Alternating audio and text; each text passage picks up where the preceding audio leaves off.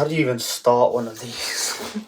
Yo, my name is Tajwar, and from my previous video, which was the trailer, I am running the London Marathon, which is quite mad thinking about it.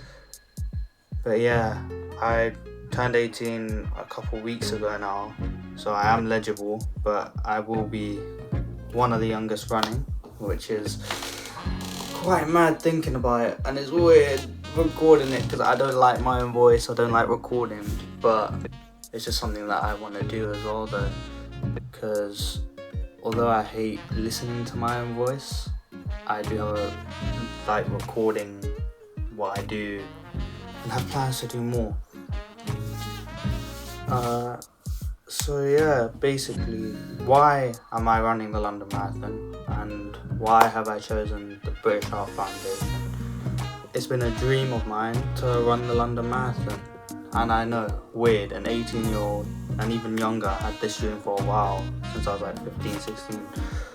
To run the London Marathon isn't something that I could really mentally prepare for, especially at a young age, but it's just something that I've had in the back of my mind really, and it's just like one of my bucket lists. I have so many more things I want to do. One of them is I want to do the Tough Mudder Challenge. I want to take that on at some point as well and see how I do there. I've started running when I was about 14, 15. The reason why is because I didn't have much confidence in myself. I really thought that I needed to do something more, and I felt running was that thing. I was watching some shows and stuff like that, and I just felt like it was something I needed to do, and it got me in the right frame of mind, and I ended up loving running. But yeah, I then built on that and started going to the gym more, exercising more, and my whole mentality just changed. Now, it wasn't like something that just snapped, it was something that happened gradually over time. But yeah. And why the British Heart Foundation? So basically, the reason why I've chosen the British Heart Foundation is because in my family, and especially my immediate family, there are people who have had heart problems. And even for myself, I have to get regular checkups every year to see if I have it, because it is most likely hereditary, and that means it can be passed down onto me eventually over time.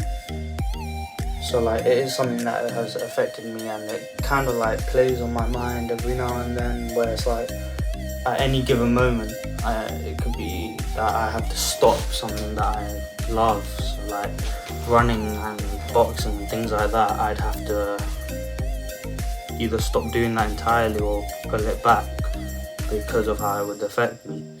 So I know firsthand from the people around me who have it, like my dad, and just going through the whole process of checkups and stuff of how it affects people, which is why I've chosen the British Heart Foundation.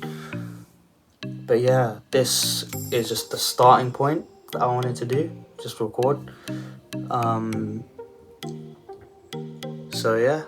So over the course of the next few weeks, I'm gonna try do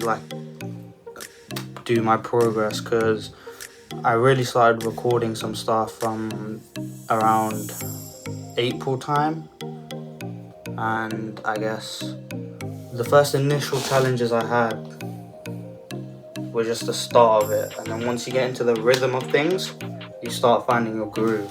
So it's kind of I don't know. You just have to find a place where you're comfortable at, and then you can build on it.